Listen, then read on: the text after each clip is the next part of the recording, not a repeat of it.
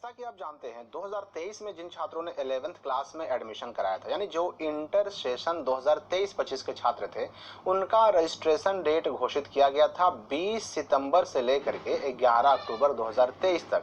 लेकिन 25 तारीख को, इससे पहले कि 11th का रजिस्ट्रेशन शुरू होता, 25 तारीख को ये रजिस्ट्रेशन डेट रद्द कर दिया गया। कह दिया गया कि अपरिहार्य कारणों से संप्रति सत्र 2023-25 के लिए ऑनलाइन सूचीकरण यानी कि रजिस्ट्रेशन या फिर अनुमति आवेदन जो भरा जाना था उसको स्थगित किया जाता है और उक्त सत्र के लिए यानी कि 2023-25 के लिए अर्थात 11th के रजिस्ट्रेशन के लिए अलग से बाद में सूचना प्रकाशित की जाएगी।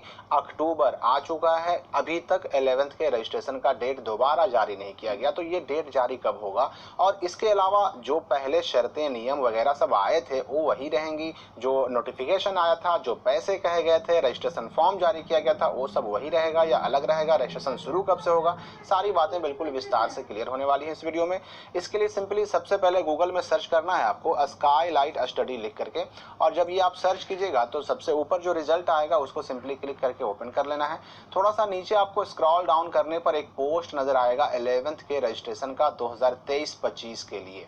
Bihar board 11th class registration 2023 for inter exam 2025। जाहिर सी बात है भाई, जो 23 में रजिस्ट्रेशन कराएंगे उनका एग्जाम 2025 में इंटर का होगा। तो यहाँ पर देखिए इस पोस्ट में आपको पुराना वाला रजिस्ट्रेशन डेट दिखाई पड़ेगा। यहाँ पर स्पष्ट लिखा गया है कि 20 सितंबर से लेकर के 11 अक्टूबर तक रजिस्ट्रेशन होगा, लेकिन चूंकि इस रजिस्ट्रेशन डेट को कैंसिल कर दिया गया है इसलिए हम आगे समझते हैं कि ये दोबारा रजिस्ट्रेशन डेट आएगा कब। देखिए रजिस्ट्रेशन डेट या फिर एग्जाम फॉर्म डेट, मैट्रिक का एग्जाम फॉर्म भी भरा रहा था, इंटर का एग्जाम फॉर्म भी भरा रहा था और 11th का रजिस्ट्रेशन भी चल रहा था, शुरू हो गया था। इन तीनों चीजों को अचानक से बंद कर दिया बिहार बोर्ड ने। इसमें मैट्रिक का फॉर्म डेट आ चुका है, इंटर का भी फॉर्म डेट यानी एग्जाम फॉर्म भरने का डेट आ चुका है।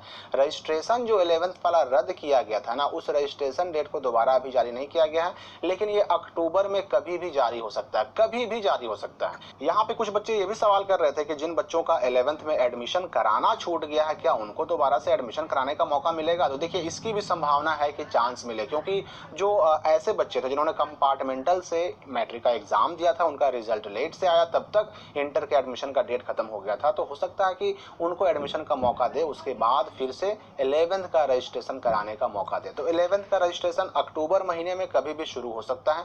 अब रही बात कि इसमें कितना पैसा लगेगा, 11th के रजिस्ट्रेशन में कितना पैसा लगेगा, तो देखिए पैसा जो लगेगा वो पहले वाला ही लगेगा। नियमित छात्र, अधिकतर बच्चे नियमित ही होते हैं, रेगुलर ही होते हैं, उनको 515 रुपया देना होगा रजिस्ट्रेशन शुल्क के रूप में। लेकिन यहाँ पर मैं स्पष्ट कर दूं कि आपका जो +2 स्कूल है, आपका जो कॉलेज है, इस 515 रुपये में हो सकता है कुछ पैसे और जोड़ करके ले, क्योंकि कुछ कॉलेज के चार्जेस होते हैं, कुछ +2 स्कूल के चार्जेस होते हैं, वो भी आपसे जोड़ करके लिया जा सकता है। ऐसे बोर्ड का, बिहार बोर्ड का शुल्क कितना है 11th रजिस्ट्रेशन का? तो 515 रुपया। और अगर आप प्राइवेट कैटेगरी से हैं, अगर आपने OFSS के माध्यम से रेगुलर से एडमिशन नहीं कराया, प्राइवेट हैं, स्वतंत्र हैं, तो उनके लिए 915 है। लेकिन अधिकतर बच्चे किस कैटेगरी में आएंगे? तो बिहार बोर्ड से मैट्रिक पास करने वाले बच्चे जो कि रेगुलर कैटेगरी में है, जिन्होंने OFSS से एडमिशन कराया है, जिनका बजाबते ऑनलाइन हुआ, मेरिट लिस्ट आया, वैसे बच्चे हैं, रेगुलर बच्चे। और अगर आपने मैट्रिक किसी दूसरे बोर्ड से पास किया है, यानी CBSE से पास किया या किसी और दूसरे स्टेट के बोर्ड से पास किया है, तो ऐसे बच्चों का शुल्क जो है, रजिस्ट्रेशन शुल्क 11th का 715 है। बाकी जो ये कॉलेज का फी है या फिर +2 स्कूल का फी है वो अलग से इसमें जोड़ लिया जाएगा। तो 515 और 715 यही दो फी है। बिहार बोर्ड से मैट्रिक पास करके इंटर में एडमिशन कराने वालों का 515 रुपया हो गया, और किसी और बोर्ड से मैट्रिक यानी 10वीं बोर्ड का परीक्षा पास करके इंटर में बिहार बोर्ड से एडमिशन कराए हैं तो ऐसे बच्चों का 715 रुपया। यहाँ पर एक बात मैं और स्पष्ट कर दूं, अगर आपने मैट्रिक किसी और यानी कि 10th क्लास किसी और बोर्ड से पास करके बिहार बोर्ड से इंटर में एडमिशन कराया, 11th में एडमिशन कराया है, तो आपको रजिस्ट्रेशन के टाइम में माइग्रेशन सर्टिफिकेट भी जमा करना पड़ेगा, वो भी ओरिजिनल। तो अगर हो सकता है किसी बच्चे से एडमिशन के टाइम ही माइग्रेशन सर्टिफिकेट ले लिया गया हो, अगर एडमिशन का टाइम आपसे ले लिया गया तब दोबारा नहीं मांगा जाएगा, और अगर नहीं लिया गया तो रजिस्ट्रेशन के टाइम में ओरिजिनल माइग्रेशन सर्टिफिकेट जमा ले लिया जाएगा। इसलिए उसका एक फोटो कॉपी करा के अपने पास जरूर रख लें। यहाँ पर जो नोटिफिकेशन जारी हुआ था ना, वो नोटिफिकेशन आप देख सकते हैं, और उसके नीचे आपको जवाब दिया गया है कि ये बिहार बोर्ड के 11th क्लास के रजिस्ट्रेशन में क्या क्या डॉक्यूमेंट लगेगा, कौन कौन से कागजात लगेंगे। तो देखिए डॉक्यूमेंट में आपका इतना सारा डॉक्यूमेंट लग सकता है। सबसे पहले तो है क्लास 11th का एडमिशन रसीद। हालांकि ये कोई जरूरी नहीं कि मांगा ही जाए, आपके कॉलेज पर डिपेंड करता है, मांग भी सकता है, नहीं भी मांग सकता है। फिर क्लास 11th का रजिस्ट्रेशन फॉर्म पूरा भरा हुआ। ये क्लास 11th का रजिस्ट्रेशन फॉर्म दो तरह का आता है, एक ब्लैंक आता है जिसमें बच्चों को सारे डिटेल भरने पड़ते हैं, और एक छपा हुआ आता है। तो छपा हुआ किसका आएगा। जो रेगुलर बच्चे हैं जिन्होंने OFSS के माध्यम से एडमिशन कराया है उनका फॉर्म छपा हुआ आया है, जिसको सही सही भरने का तरीका आप यहाँ क्लिक करके देखिए, यहाँ पे है ना 11th रजिस्ट्रेशन फॉर्म सही सही कैसे भरें, यहाँ पर क्लिक करके देख सकते हैं। तो वो फॉर्म छपा हुआ, उसमें फोटो वगैरह डिटेल वगैरह सब छपे हुए हैं, वो आप देख सकते हैं। तो वो फॉर्म आपको पूरा भर करके जमा करना होगा। मैट्रिक के मार्कशीट का जो फोटो कॉपी है वो लगाना पड़ सकता है।